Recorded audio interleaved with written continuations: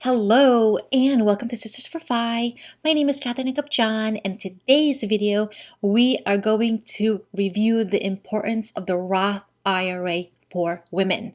The Roth IRA is an individual retirement account that allows you to save for retirement and other goals. It is probably one of the most flexible investment accounts you can have as a woman. And this account is an account that you can open as early as whenever you start making money. So let's dive to why this is an important account for you to have as a woman. And if you have teenage girls, why it might be also an important account for them to learn about and to start contributing. Why do women need to manage their money differently? Well, a big part is because many of us will most likely take time off from work to care for loved ones, whether this is caregiving for children in the early years or caregiving for adults in the later years.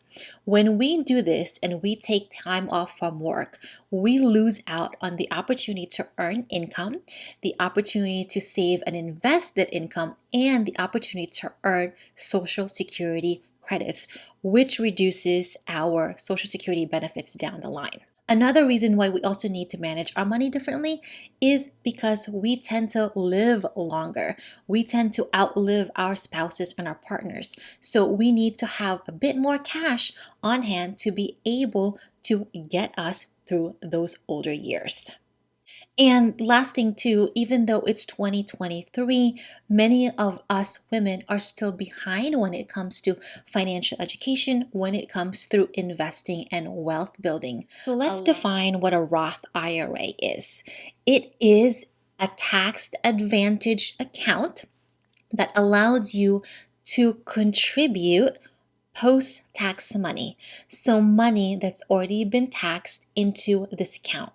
Within this account, you can invest in stocks, bonds, mutual funds, and ETFs. Now you can let that money grow, let the earnings grow, get the dividends, and then at 59 and a half, you have the option to withdraw the earnings to use for retirement without paying any taxes on it. So the biggest flex of the Roth IRA is that it provides you tax-free earnings at retirement.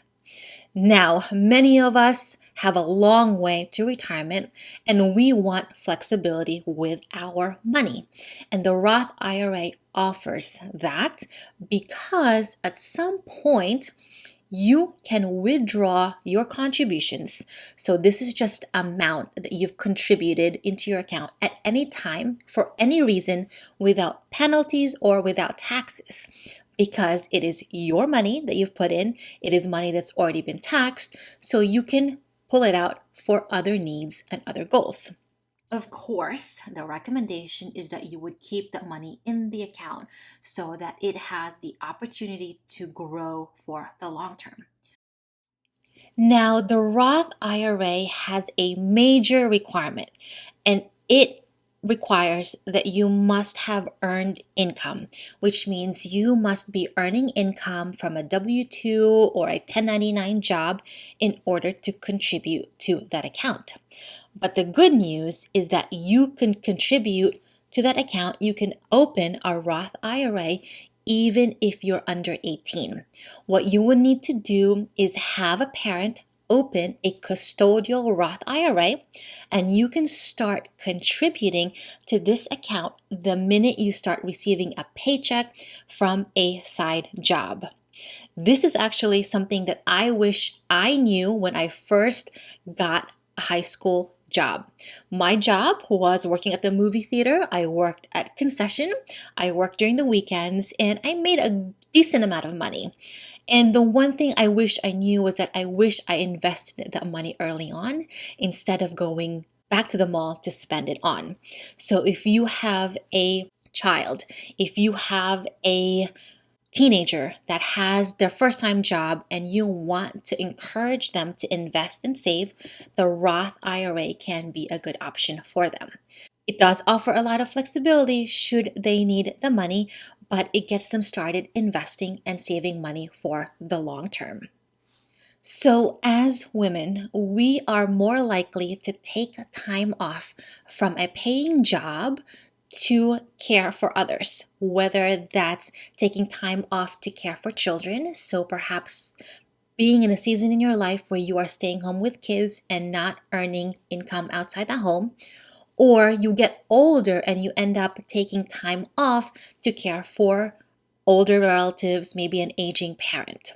And while the Roth IRA has that earned income requirement, if you are married, filing jointly, you can still contribute to your Roth IRA using your partner's earned income. Again, that can be helpful because you go through seasons of life where you might not be earning or putting money away as much as you'd like, but you are able to put in money into this tax advantage account. The next great advantage of the Roth IRA is that it offers the potential for catch-up contributions for those age 50 and over. Now, I mentioned that as women, we go through seasons in life where our income fluctuates, where perhaps we don't earn as much, so are not able to save as much. With catch-up contributions, you have the ability to basically catch up to contribute more to your Roth IRA so that you pad that retirement account for future you. Catch-up contribution amounts are normally adjusted by the IRS, so you'll need to check if there is a new catch-up contribution amount for the year. For 2023, if you are age 50 or older, you can contribute an additional $1,000 as catch-up contributions for your Roth IRA. The next big advantage of the Roth IRA is that it does not have required minimum distributions or RMDs. And what this means is that you are not required to withdraw the account once you reach a certain retirement age. So that means you can continue to put money into the account to let it grow for yourself.